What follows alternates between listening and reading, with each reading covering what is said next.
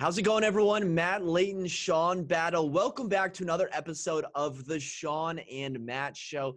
It is Thursday, May 28th, and in today's episode, we're going to be talking about the coming soon status, Zillow, and whether or not you should buy a property sight unseen. Shawn, how's it going today? Always good, my friend. I don't know, the weather's kind of weird out there. It's humid, it's rainy. Kind of brings you down a little bit, trying to be positive. The market's stirring. We're seeing some new listings come on. Feeling good about that, but I also see a lot of buyer competition happening. So, it is what it is, right?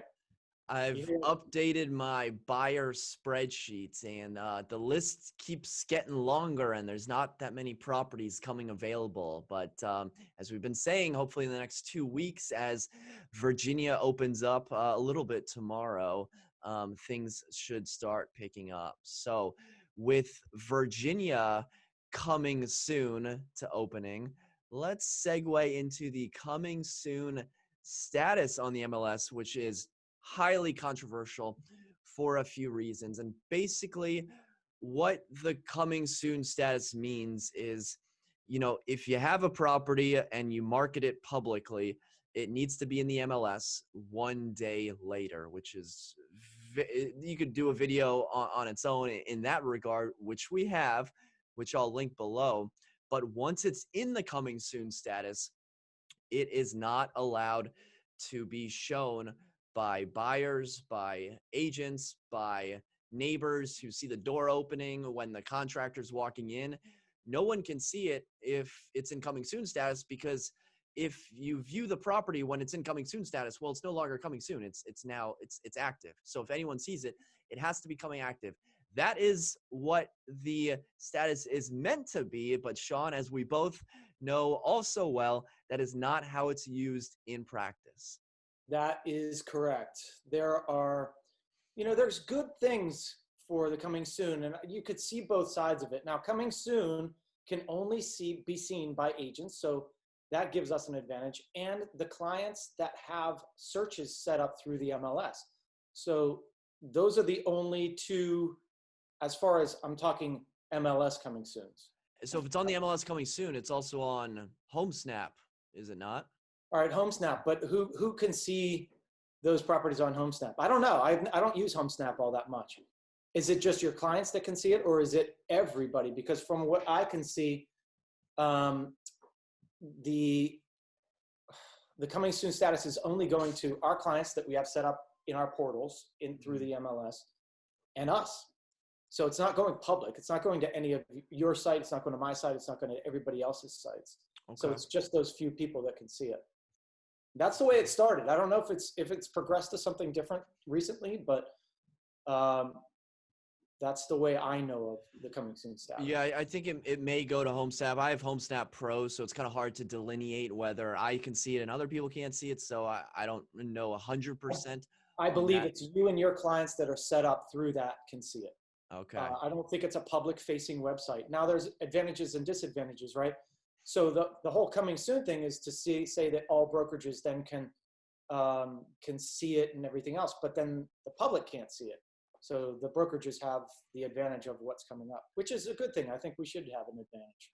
Okay, well, let's operate under the premise that all of our clients are set up on auto emails for searches, which they should be, and that all of the properties that are listed in coming soon get sent to those clients. The issue is that they're basically properties are selling during the coming soon status. That is the issue. And, the reverse engineering this, the goal, I think, was not to do dual agency. Like, that was why all of these new rules are coming about. Like, they don't want Century 21 to just have this listing and not share it with anyone else. They wanted to have cooperation, clear cooperation.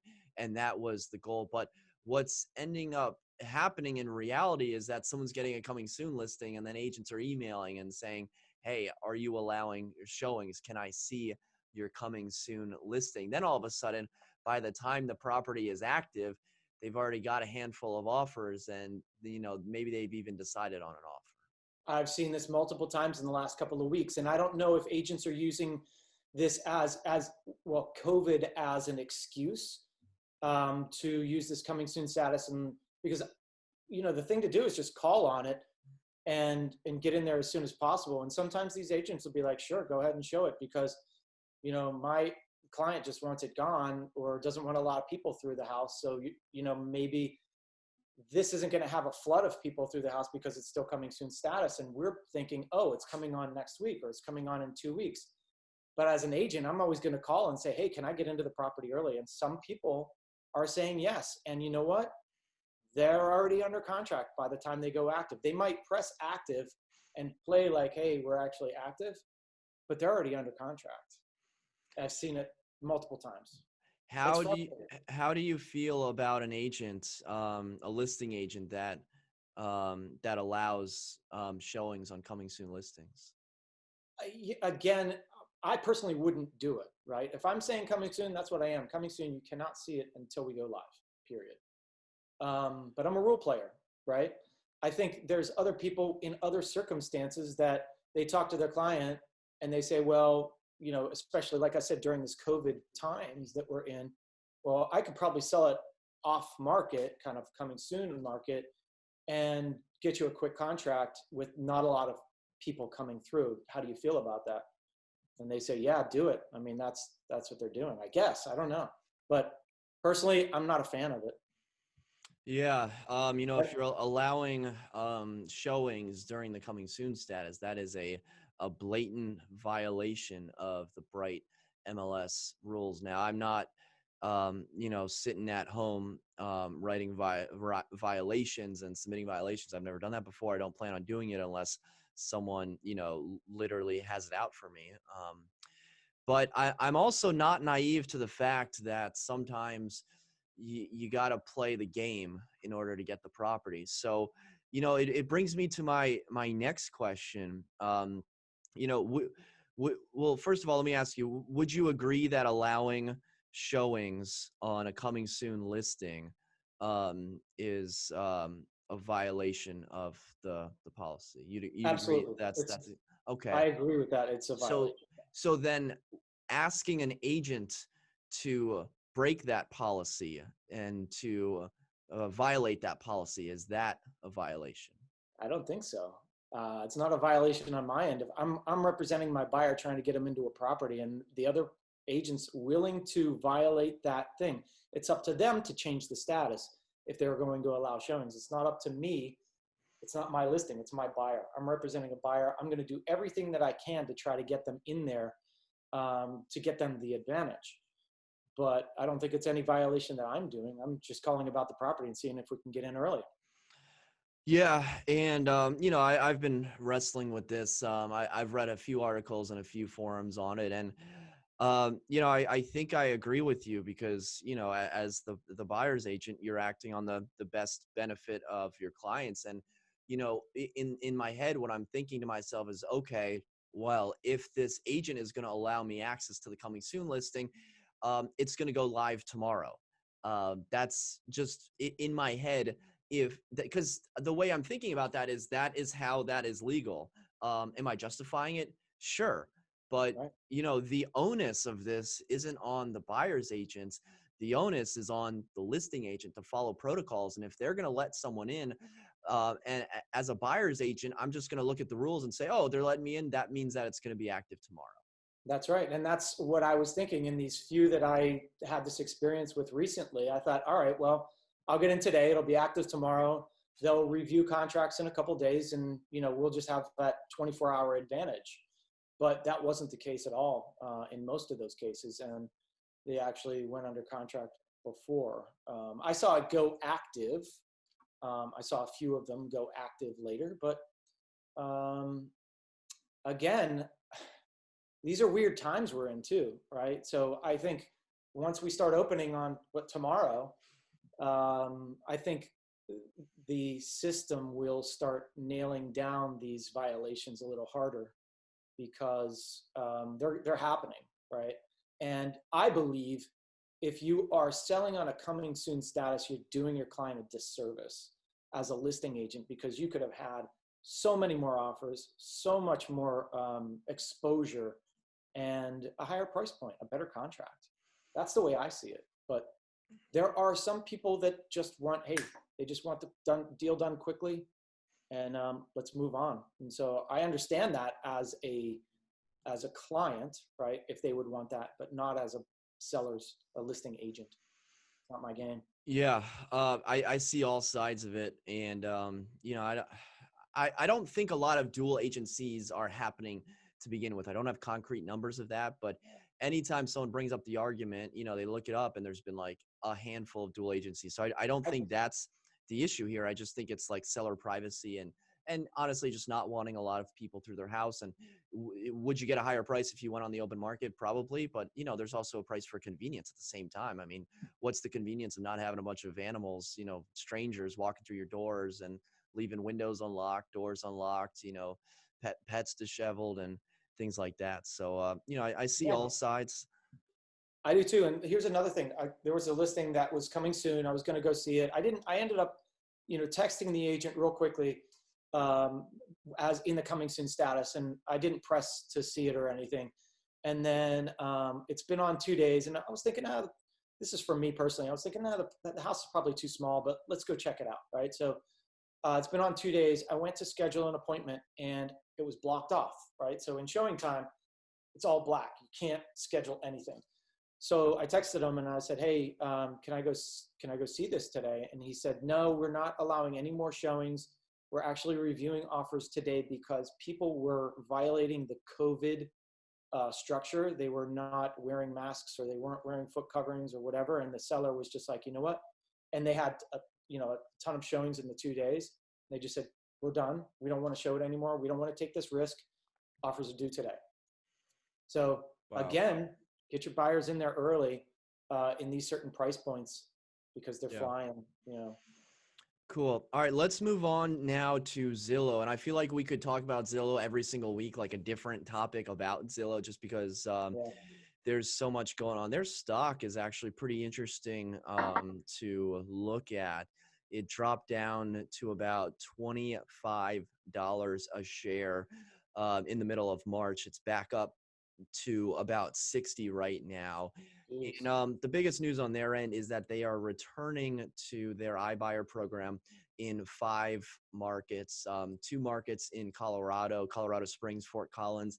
Then you have Portland, Denver, and Nashville. So all pretty solid markets. And the reason that this is significant is because Zillow had stopped their iBuyer program. They stopped buying houses, during the COVID pandemic, just because of safety issues and whatnot. So what I'm thinking is, Zillow has all the data in the world, so they know the strongest markets. Obviously, our market of Northern Virginia, the price points are too high to warrant an iBuyer program. Sure, you have the We Buy Houses signs, you have the realty companies that will buy your house for cash, but you don't have, for the most part, you don't have like plug and play, put in your address, get a cash offer, unless you just want to be totally ripped off. But in these markets, you're gonna get a more reasonable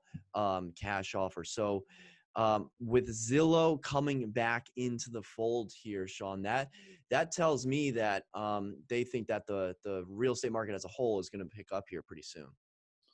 Yeah, it does. I think, well, they're being selective, right? So they're not buying in all of the markets that they used to buy in, because I feel like that's a smart strategy, right? Go into the areas that are hot, that or you think have the best capability of turning around. And right now, I believe that there are so many buyers on the sidelines in tons of these markets that, first of all, it's going to be tougher to compete. But if you think about it, this is actually a really good strategy, because if they start buying houses, there's a lot of people that still don't want people walking in their house, right? So kind of brilliant, right? We can just go and say, hey, we'll give you cash, walk away from it, no one walking through, no risk. Your only risk is you might be underselling it a little bit, but there's tons of people that will take them up on that. Yeah, I think the convenience factor is through the roof. I mean, just look at, the CarMaxes of the world, the Kelley Blue Book, the Auto Trader. I mean, if you can just type in your make and model and the color of your car and get an instant cash offer, sure, might be like $1,000 less than what the dealership is going to offer you, but that convenience factor is just a click away.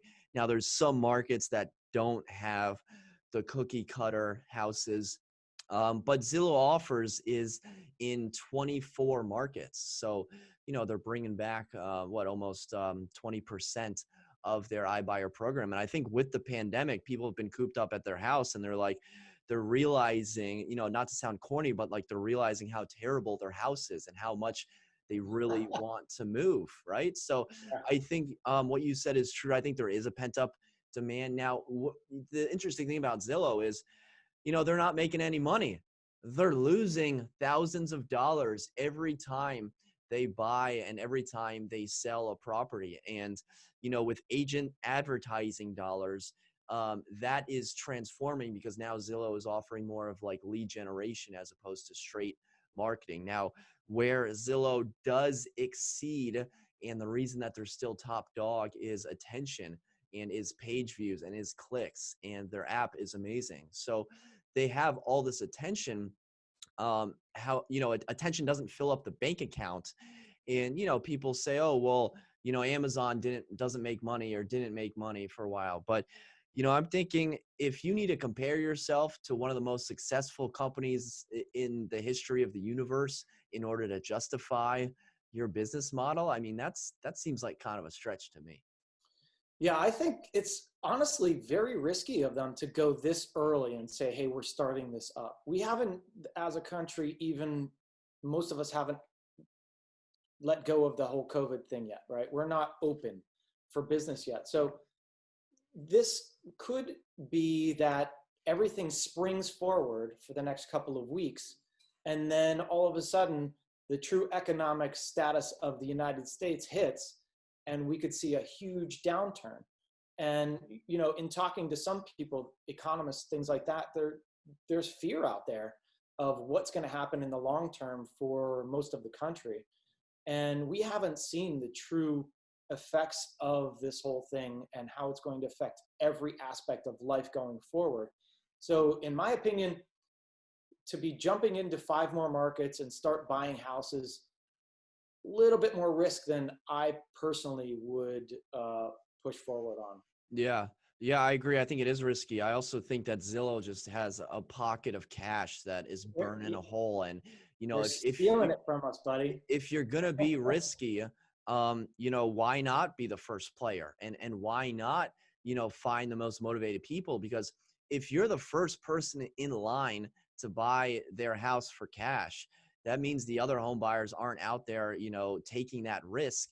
And that means you're also going to find the most motivated home buyers. So is it risky? Yes, it's extremely risky, but Zillow has so much money and analytics and data from everything that, all the MLSs provide to them, that, when are home prices going to be the lowest? Is it going to be in the middle of a pandemic, or is it going to be, 2 years after everyone's already recovered from it? So I think that, this could be a good opportunity for them. Yeah, it could be. And listen, there's a lot of home iBuyers out there. I mean, I get crap all the time, emails. The funny thing is, I got a call this morning, and it was an iBuyer. And then I said, no thanks, I just hung up. And 2 seconds later, I got a text, and it says, hi, Shawn, I'm calling about, your home at 21XX Military Road. I'm like, it's not even my house. Like, you have wrong information. So I don't know where these people are getting their information. Zillow has the most power because they have the correct information. They have the best information out there. Whereas all these other companies that are subscribing to information probably isn't all correct. And honestly, personally, it's annoying to get these calls. Yeah. As real estate agents, we get calls about every stupid little thing, trying to sell us this, trying to sell us that, and now getting the iBuyer calls and texts on top of it. It's annoying. I tried to take my name off the Zillow list. Zillow will call real estate agents and say, hey, do you want to be a premier agent? And I'm like, obviously not. And the guy texted me. He's like, hey, I think we got disconnected because I said like, no thanks, click. Yeah. I'm like, dude, I'm good. Can you just like unsubscribe me from your list? And he's like, oh, in order to do that, I need to delete your Zillow profile. And I'm like, I feel like there's a middle ground here. Like, I Yeah. feel like you can take me off your list without, he's like, well, actually, I can't do that. I'm like, bro, this shouldn't be that hard. Just like never call me ever again. He's like, why are you against Zillow? I'm like, dude, I'm not against Zillow. I just don't want to pay you $1,000 a month for shitty For leads. nothing, for crappy leads, right? I mean, and that's what they've done. They have these people subscribe, and usually what happens is agents will try it out for a short term, and they realize that it takes more money and more time to actually turn these leads over, and 90%, 99% of them are bad leads, or they're just, you're chasing your tail over and over. So you have to have, and the advantage goes to the people that have been, the agents that have been using it a long time and have the money to spend to get the better leads, to get the better zip codes. And so as a little agent, one agent coming in and saying, oh, I'm going to spend a couple $1,000 a month to try to get these Zillow leads, and you're competing against companies that are spending $15,000 to $20,000 a month, where do you think these leads are going? They're going to the big dollar agents that are spending the most money, not to the smaller ones that are going to spend $2,000. And then we're going to chase them for 6 months. We're going to chase these leads and probably not get anything out of them. And we've just wasted $10,000, $12,000. Yeah, I think if you want to be successful with Zillow leads, you need to hire someone who can literally just sit by the phone and to take the leads all day long. Other than that, it's a waste of money. All right, let's finish it up with the last topic, Shawn. We'll make it quick. That is buying sight unseen. Recently, I've been working with some buyers, and I'm sure you have too, where you've done virtual tours where maybe they've considered putting in an offer without stepping foot in the property. And Shawn, you just happen to be looking for a house yourself. Now, I know the houses that you are interested in, you've stepped foot in, but if a house came available that was unable to show, would you consider writing an offer sight unseen? I would not, for a few reasons. And what I want to first get into is virtual tour. Virtual tour, right? My thing of virtual tour is no longer just a picture show, right? If you're telling me, hey, I have a virtual tour, and you send me pictures, that's no virtual tour, buddy. In my opinion, that's just pictures, and I can see those online. A virtual tour to me is either an interior video of that property, of you walking through, or a 3D tour.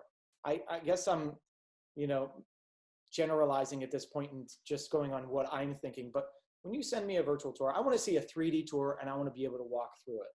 So that, if you would send me that, that would probably make me more likely to purchase something sight unseen, because I can actually see what it feels like to walk through that door and see what's right in front of me.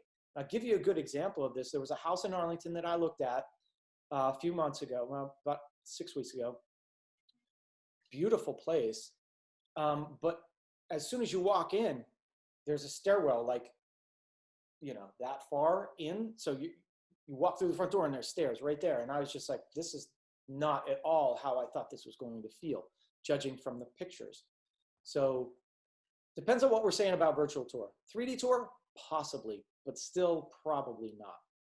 Yeah, I had a client interested in a condo in Ballston, and he was like, I don't really understand the layout. Can you get a floor plan? I was like, yeah, let me ask. And so, the listing had like 13 pictures on it. So obviously they're not going to have a floor plan. But I asked the agent, she's like, oh, well, I arranged the photos in a way to show the layout. So you can click through the photos and get an idea of the layout. And I'm like, that's not a floor plan. That's not a floor. That should never Sorry, be. Matt. Come on. That should never be your answer to, do you have a floor plan? But in terms of the virtual tours and buying sight unseen, I think VR needs to come a little bit further. Like, I think Brooke would buy a house sight unseen with a virtual tour. Like, I think it needs to be another 20 years before it becomes commonplace. Obviously, people are buying houses sight unseen. People have been doing that, for the last 5 years and even further than that. But another thing I'm thinking of is your contingencies. If you have a home inspection contingency, why not buy it sight unseen, and then you still have a way to back out? So, Sure. especially like with the condos, I've talked with some people that, they don't want to buy sight unseen. They don't want to rent sight unseen.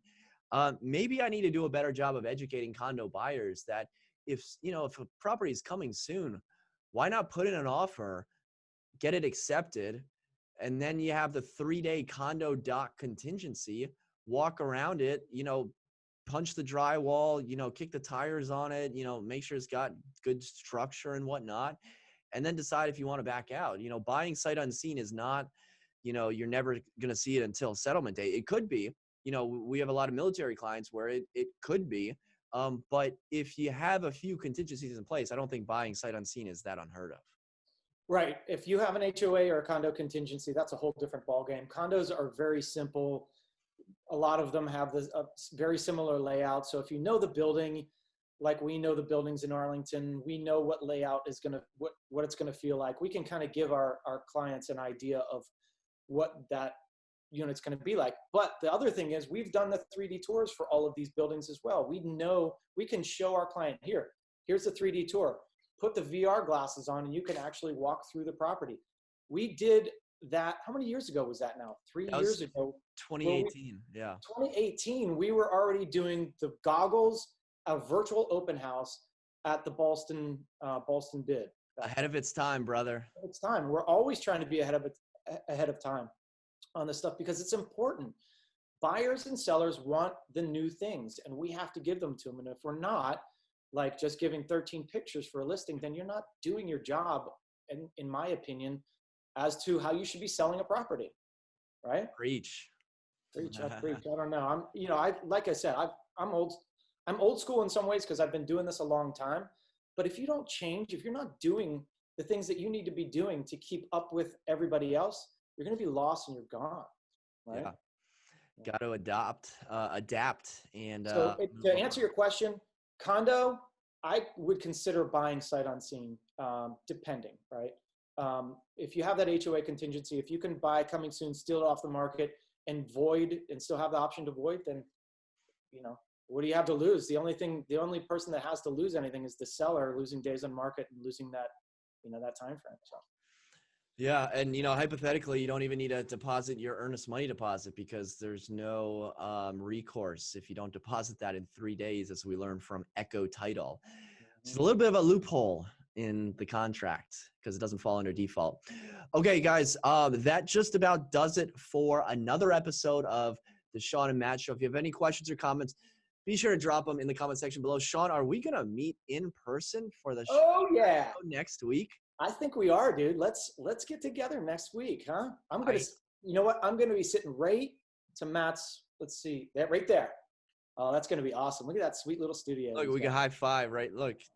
Oh, wait, hold on. Boom. Where am I? 2, 3, boom. Bam. All right, close enough. All right, guys, until next time, we'll see you then. See you guys. Thanks.